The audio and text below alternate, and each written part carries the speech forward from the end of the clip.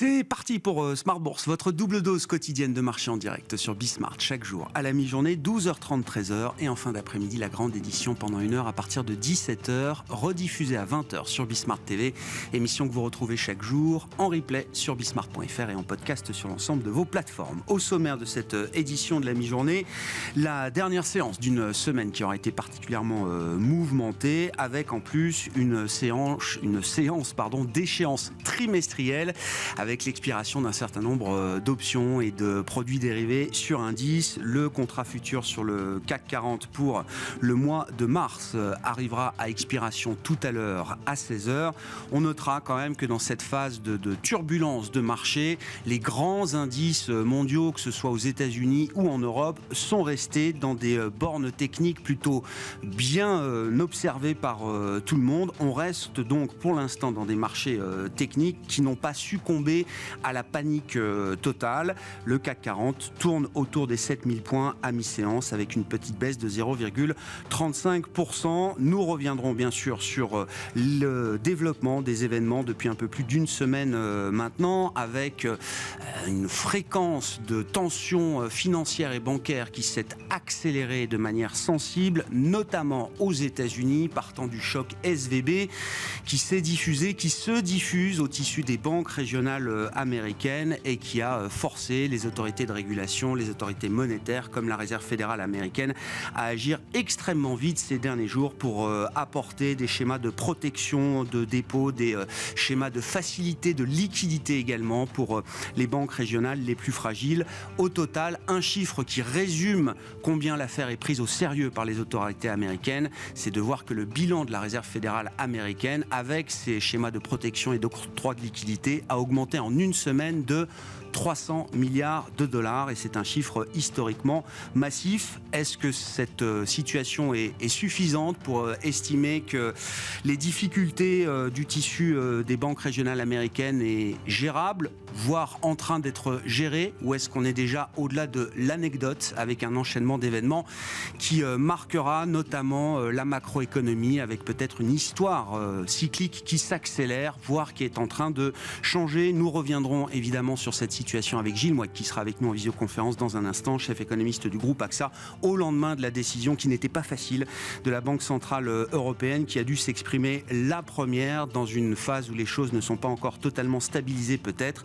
La prochaine Banque Centrale à s'exprimer, bien sûr, ce sera la Réserve fédérale américaine avec la réunion du FOMC prévue la semaine prochaine, les 21 et 22 mars. Et puis dans cette édition de la mi-journée de Smart Bourse, nous parlerons également immobilier, investissement immobilier, l'idée étant de faire un état des lieux de la situation sur le plan de l'investissement immobilier avec Jean-Marc Peter qui sera avec nous en plateau, le directeur général de Sofidy.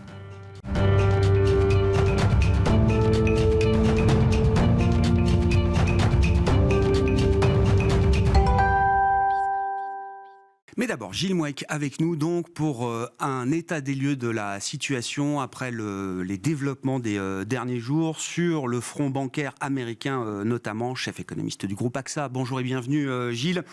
Nous y sommes donc et vous êtes de ceux qui nous avaient prévenu que l'accumulation de hausses de taux dans un temps relativement court de 12 mois maintenant pour la Réserve fédérale américaine générait évidemment des risques financiers important. Nous avions eu l'épisode de la crise des fonds de pension britanniques en octobre dernier, qui était déjà un symptôme spectaculaire, on va dire, de ces tensions financières. Désormais, c'est le tissu des banques régionales américaines qui est sous pression et on franchit donc de ce point de vue-là sans doute une nouvelle étape, Gilles, avec, je le disais, un chiffre emblématique qui résume plutôt bien la situation, l'augmentation de 300 milliards de dollars environ du bilan de la Réserve fédérale américaine pour apporter une protection aux déposants et des facilités de liquidité aux banques régionales américaines qui en auraient besoin. Est-ce qu'on est encore dans le registre de l'anecdote sur le plan macroéconomique, Gilles, ou est-ce qu'on est déjà dans un enchaînement d'événements qui marquera l'histoire économique devant nous, voire qui la changera peut-être profondément ? Alors, je pense qu'il faut essayer de garder le sens des proportions sur ce qui est en train de se passer aux États-Unis, parce que le référentiel qu'on va tous avoir en tête, en tout cas pour les gens de ma génération, c'est le référentiel 2008.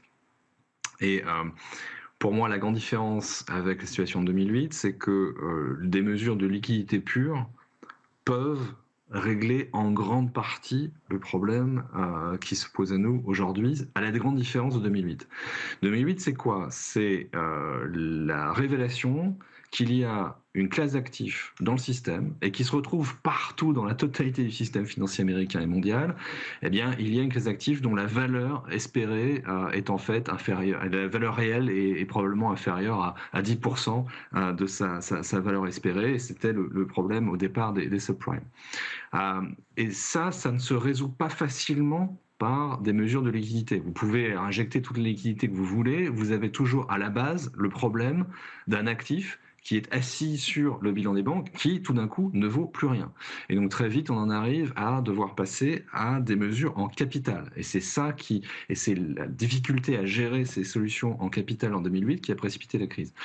Là, on n'a pas un actif américain qui tout d'un coup ne vaut plus rien. Il n'y a pas l'équivalent du subprime. Il y a une extrême mauvaise gestion d'un risque qu'on connaît très bien, qui est le risque de taux d'intérêt, qui normalement se gère d'une manière assez simple. Maintenant, il faut réussir à faire en sorte que cette mauvaise gestion qui, a priori, ne s'appliquait pas, on le découvre jour après jour, mais ne s'applique pas simplement à une banque isolée dans la Silicon Valley, mais il faut faire en sorte que les conséquences de cette mauvaise gestion ne se traduisent pas par des défauts en chaîne. Et par, ce qu'on a déjà vu plusieurs fois, un système dans lequel les banques ferment l'accès à la liquidité à des banques qu'elles vont juger être à risque. Donc pour ça, qu'est-ce qu'on fait? On inonde le marché de la liquidité, la Banque centrale inonde le marché de la liquidité, c'est ce que fait la Fed. Donc moi je trouve que la réponse, pour l'instant en tout cas, est une réponse de bonne qualité, une réponse rapide et qui répond bien aux problèmes auxquels on fait face. Le problème, c'est qu'on a déjà un choc de confiance. Et ce choc de confiance, on le voit par exemple dans la vitesse de réallocation des dépôts aux États-Unis. C'est-à-dire que vous avez énormément de gens qui ont bougé leurs dépôts de petites ou de moyennes banques vers les plus grandes banques. En termes agrégés, ça ne change rien, ça reste dans le système. En termes de pratiques de création de crédit, c'est là où ça peut poser problème. C'est-à-dire que vous avez tout un tas de banques, de petites, moyennes banques, qui jouent toujours un rôle important dans l'octroi de nouveaux crédits à l'économie américaine et qui probablement pour les semaines ou pour les mois qui viennent vont devoir réduire la voilure de manière assez significative dans leur octroi de crédit. Et c'est ça sans doute la courroie de transmission entre cette crise bancaire et l'économie réelle et donc la fonction de réaction de la Banque centrale, ce que la Fed fera, c'est que si vous avez tout un tas de petites banques qui tout d'un coup restreignent l'accès au crédit parce qu'elles ont honnêtement en ce moment d'autres chats à fouetter, eh bien vous allez avoir probablement un ralentissement plus marqué de l'activité aux États-Unis. On n'est pas dans du choc massif, on ne tombe pas d'une falaise, mais je pense que ça fait partie des éléments qui doivent nous conduire à réviser à la baisse la croissance américaine, oui effectivement. Oui, donc il y a une forme d'accélération un peu de l'histoire de ce point de vue-là. On a eu de cesse de reporter dans le temps la matérialisation d'une récession aux États-Unis et les éléments du passé sans doute plaidaient en ce sens. Gilles, désormais, c'est un horizon de temps qui est en train de se raccourcir très nettement. Ouais, c'est vrai que ce qui manquait probablement dans les enchaînements pour aboutir au ralentissement de l'économie américaine, que la Fed veut, soyons clairs, la Fed veut obtenir un ralentissement de la croissance américaine pour régler son problème d'inflation, eh bien cette espèce de catalyste, cet élément qui va véritablement faire prendre conscience du fait qu'on est dans un autre monde en termes de politique monétaire, que les taux d'intérêt sont plus élevés, que les conditions de prêt vont se durcir, eh bien là, ça sera, c'est la première page de tous les journaux, ça à la limite tout le monde s'en fiche maintenant, mais ça sera en tout cas la première, sur le premier point du thread sur les différents réseaux sociaux. Donc je pense qu'il y a tout d'un coup une prise de conscience de l'accumulation en fait de durcissement de politique monétaire qu'on a depuis un an, et je pense qu'on va effectivement voir la matérialisation dans les mois qui viennent. Ce sera arrivé de toute manière, mais là effectivement ça arrivera peut-être sans doute plus vite. Qu'est-ce que ça implique du côté de la fonction de réaction des banques centrales? Alors, il y a eu hier l'exemple de la Banque centrale européenne et il faut avoir un peu de compassion quand même pour la BCE avec un agenda assez malheureux, l'obligation pour Christine Lagarde et le Conseil des gouverneurs de s'exprimer et de décider dès hier, à la fois en matière de politique monétaire et en s'exprimant également sur la politique de stabilité financière. La Fed se réunira la semaine prochaine. Qu'est-ce que ça change de ce point de vue-là, Gilles ?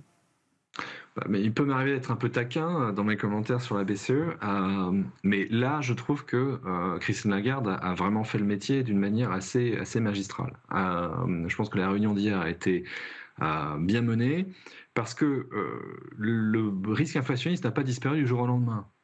Et moi, j'étais très surpris hier soir de voir que le marché, par exemple, ne priçait plus du tout de poursuite de hausse des taux d'intérêt en Europe. Je pense qu'il y en aura quand même parce qu'on a une inflation sous-jacente qui reste persistante, qui va probablement être persistante, enfin dont on ne verra pas de ralentissement massif avant, à mon avis, l'été 2023 maintenant.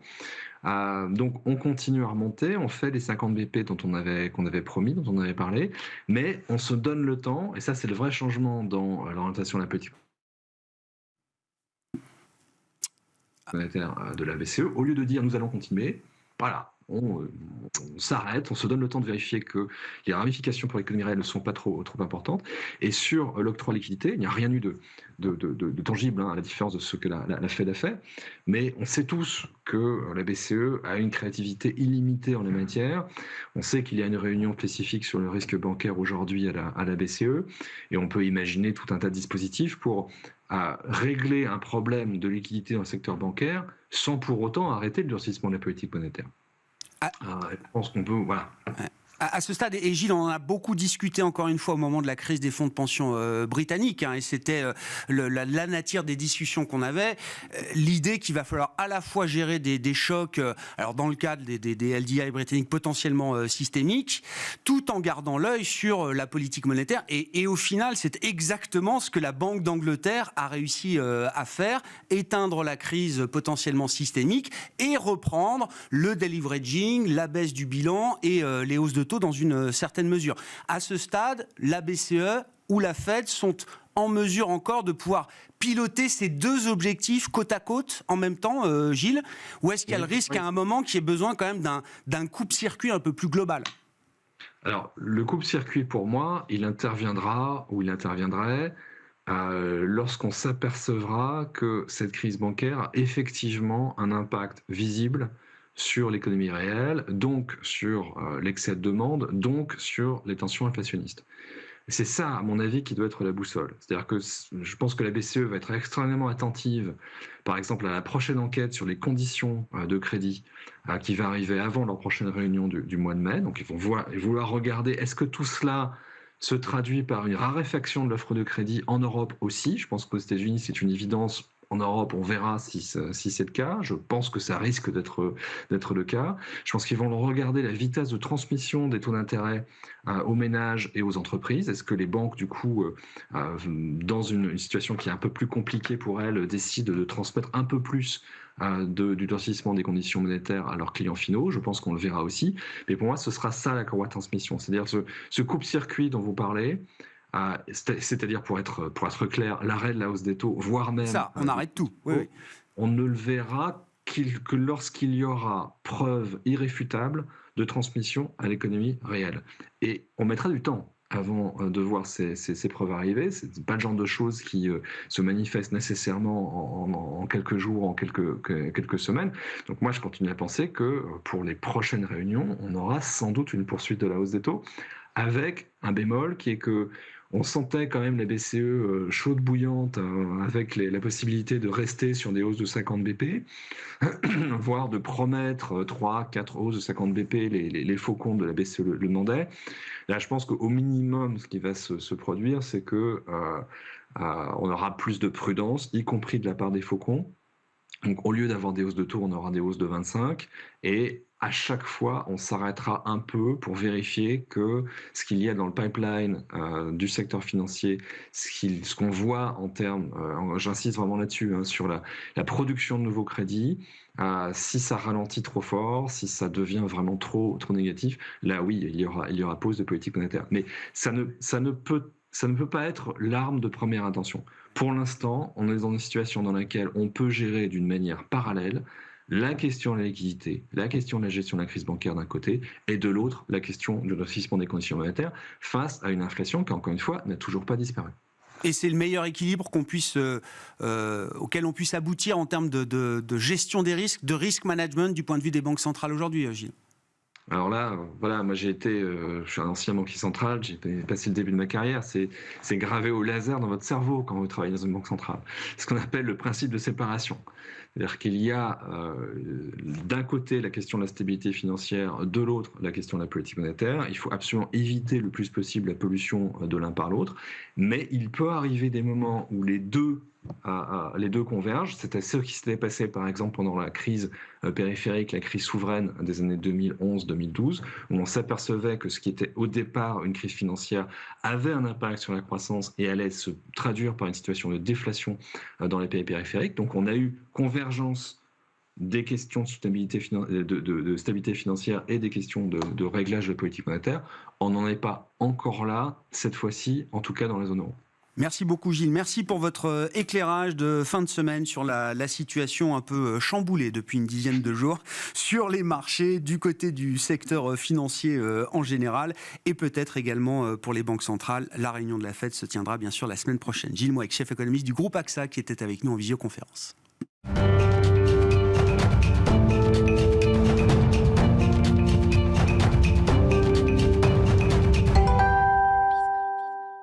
Faisons le point à présent sur l'investissement immobilier. Je vous propose de faire un état des lieux de la situation, comme on peut le faire pour d'autres classes d'actifs, avec Jean-Marc Peter, qui est à mes côtés en plateau, directeur général de Sofidy. Bonjour et bienvenue Jean-Marc. Bonjour Grégoire. Question très ouverte au regard de ce qu'on vient de décrire, de la situation qu'on vient de décrire et de rappeler avec Gilles Mouek. Quelles sont les réflexions là, qui vous animent en ce moment chez Sofidy, en tant que gestionnaire d'actifs immobiliers, dans un environnement qui est peut-être encore un peu plus complexe, qui s'est peut-être encore un peu durci depuis une semaine, 10 jours maintenant. À quoi on réfléchit et qu'est-ce qu'on regarde dans les stratégies et les portefeuilles d'investissement qu'on gère? Alors, il y a beaucoup de choses à dire. Déjà, la première chose qu'on constate, c'est que l'immobilier en France tient le choc.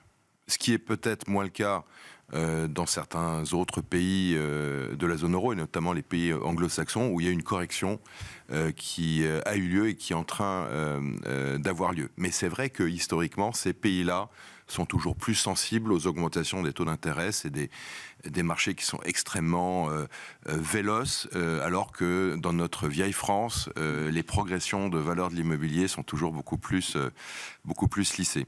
Donc nous qui avons pour but d'investir l'épargne de ceux qui nous font confiance, évidemment, on regarde particulièrement ces pays qui sont en train de corriger, et si on a du cash, ce qui est le cas, et on fait partie des rares acteurs, je pense, qui achètent de l'immobilier, qui avons du cash. Ceux qui achètent de l'immobilier avec de la dette n'ont plus de dette, donc ne sont plus là. Et sans doute aussi, les assureurs sont moins à l'achat sur l'immobilier. Donc, nous regardons ces marchés, et notamment ceux qui ont commencé à corriger de façon significative. Comment ça se fait que vous avez du cash aujourd'hui, Jean-Marc? Là où d'autres n'en ont plus, ou sont déjà sur des niveaux de levier qui leur empêchent d'être peut-être encore plus leveragés? C'est vrai qu'aujourd'hui, c'est pas bien d'avoir de la dette, et la pierre papier française, les SCPI, vous savez, c'est géré en bon père de famille, c'est comme ça que l'a conçu le régulateur, et ça existe depuis 60 ans. Il y a très peu de dettes dans nos fonds, on oscille entre 14 et 19% d'effet de levier. Alors on a du cash parce que les Français, donc quand ils ont vu l'inflation poindre, ont sans doute jugé pertinent d'investir dans la pierre parce que ça procure une réponse aux situations d'inflation, puisque vous le savez, la pierre privée, enfin celle commerciale, les bureaux, les commerces, les hôtels, les loyers sont indexés et l'index suit l'inflation. Et si vous êtes discipliné, que vous achetez des actifs immobiliers dans des bons emplacements, vous avez ce pricing power qui vous permet d'augmenter vos loyers parce que vos locataires eux-mêmes sont en capacité eux-mêmes d'augmenter leur prix vis-à-vis de leurs clients finaux. Et donc les Français, pas uniquement nous, mais un certain nombre et même la globalité de mes confrères, la pierre papier effectivement a attiré de la collecte, je pense à raison, et nous avons effectivement du cash. Les marchés que vous citez en zone euro, peut-être anglo-saxons, peut-être des marchés nordiques. Qu'est-ce qu'on peut dire un peu précisément des situations qu'on observe là-bas et quel type de segment de marché peuvent vous intéresser dans l'idée que ce cash sera mis à contribution peut-être à un moment? Alors, effectivement, ces marchés qui nous intéressent, c'est le UK, c'est l'Allemagne, c'est les Pays-Bas, moins les Nordiques qu'on connaît moins chez nous. La classe reine, c'est évidemment la classe des bureaux, c'est le marché qui est le plus liquide. Et là-bas, les détenteurs d'immobilier n'ont pas d'état d'âme. Si leur banquier leur demande de vendre, ils le font, et sans état d'âme. Donc il y a un certain nombre actuellement de situations où des détenteurs d'immobilier sont en situation stressée, distressed, et ils aiment bien qu'on leur fasse des offres où on leur garantit une rapidité d'exécution, et le fait que nous-mêmes, on s'engage à ne pas recourir au crédit pour être sûr qu'il y ait de l'equity en face. Bon, ça c'est l'étranger, mais en France, il y a aussi sans doute pas mal de choses à faire. En France, on s'est rendu compte que les valeurs sont restées stables, même si en fait les taux de capitalisation se sont décompressés, je suis désolé de l'expression, de l'ordre de 30 points de base, que ce soit en commerce et en bureau, mais les valeurs d'expertise sont restées stables parce que parallèlement, les loyers justement ont progressé avec l'inflation, et donc les deux mouvements ont été d'ampleur équivalente, et donc les prix sont restés stables. Ça va sans doute pas continuer. On va voir en fait une discrimination de plus en plus forte entre les actifs qui sont occupés, qui sont bien placés, et les actifs qui le sont moins.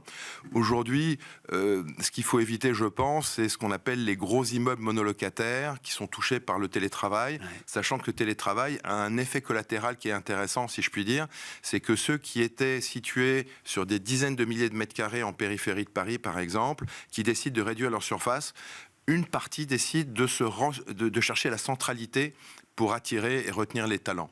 Il y a un exemple, c'est EY, Ernst & Young, qui est allé de la Défense à Paris. Donc, il faut toujours s'intéresser, je pense, à la qualité de l'emplacement et rechercher ces actifs qui sont en capacité, en période d'inflation, de transmettre l'inflation, l'augmentation des prix. Oui, c'est un sujet alors qu'on retrouve peut-être de manière exacerbée sur le marché américain du commercial real estate, avec un phénomène de bureaux vides.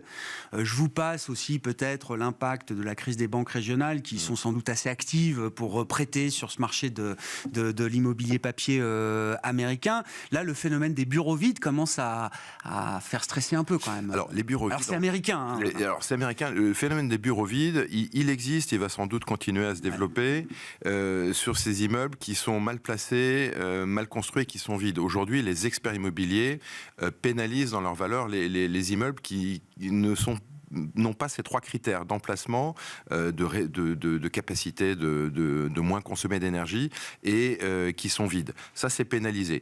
Même à Londres, où on constate une vacance qui s'est un peu dégradée, il y a toujours une demande qui est extrêmement importante pour les immeubles de bureaux qui sont bien placés et qui sont avec les meilleurs labels énergétiques. Et à Paris, aujourd'hui, si vous êtes une entreprise et vous cherchez des bureaux, c'est extrêmement compliqué. Et on constate, et ça a été le cas pendant la crise du Covid, et ça a été le cas en 2022, que les loyers continuent de progresser. On a passé le cap des 1 000 € par mètre carré. De bureau à Paris.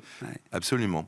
Donc, le phénomène des bureaux vides qu'on constate aux États-Unis, aujourd'hui, ça touche de façon marginale des actifs qui ne sont pas dotés de toutes les meilleures qualités, qui peut-être demain auront vocation à être transformés en logement, mais il y a quand même une demande. Et puis, on constate quand même qu'il y a un reflux du télétravail, qui d'ailleurs n'existe pas beaucoup en région. Est-ce que c'est déjà un moment d'opportunité ? J'enfonce un peu le clou avec 800 millions de cash, c'est ça aujourd'hui, Jean-Marc ? Aujourd'hui, tout fonds confondu, on gère une demi-douzaine de SCPI et quelques autres fonds. On a un peu plus de 800 millions d'euros de cash. Donc, c'est déjà un moment d'opportunité ? Parce que vous avez l'histoire des cycles et des 60 ans d'existence des SCPI. Qu'est-ce que ça nous apprend de ce point de vue-là, si l'histoire est toujours un guide utile à avoir en tête ? Alors même si le passé ne préjuge pas l'avenir, ça donne quand même des bonnes indications. Donc effectivement, les SCPI existent depuis près de 60 ans et se nourrissent régulièrement, tous les 10 ans, de périodes un peu compliquées où ça permet de réinjecter à l'intérieur du patrimoine des bonnes opportunités. Je pense qu'aujourd'hui, on est à l'aube d'une période avec sans doute de très bonnes opportunités. Et donc les SCPI se nourrissent tous les 10 ans de crises plus ou moins importantes pour réinjecter du patrimoine de qualité. Et la SCPI, c'est un investissement à long terme. L'idée, l'idée de nos associés, c'est finalement de détenir suffisamment longtemps pour coiffer les cycles immobiliers et quelque part capter une performance moyenne de l'immobilier sur plusieurs décennies finalement. Merci beaucoup Jean-Marc, merci d'être venu faire le point sur l'investissement immobilier dans cette période un peu confuse. C'est bien, je trouve, de revenir un peu aux fondamentaux, à la base, de se reposer quelques grandes questions sur les portefeuilles d'investissement ou les différentes classes d'actifs qui s'offrent à nous. Jean-Marc Peter, directeur général de Sofidy, qui était l'invité de Smart Bourse à la mi-journée. Voilà pour cette édition. Nous nous retrouvons bien sûr en direct à partir de 17h ce soir, juste après l'échéance trimestrielle et l'expiration notamment du contrat futur CAC 40 à 16h tout à l'heure.